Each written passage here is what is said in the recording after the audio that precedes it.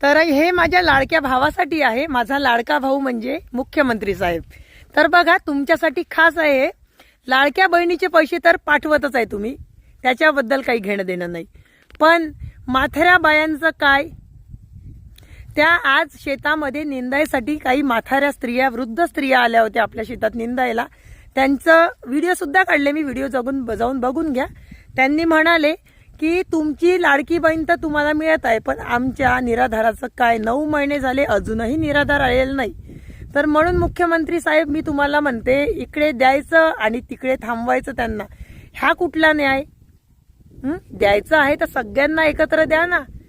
शेतकऱ्याचं ते 12च वाजवले तुम्ही, कर्जही माफ नाही केलं, लाडक्या बहिणीला फक्त 1500 रुपये देऊन खुश करणं सुरू आहे, आणि तिकडे निराधारही अडकवला आहे, म्हाताऱ्या माणसाचा तर विचारच सोडून दिला आहे। कसं काय करायचं सांगा आता तुम्हीच।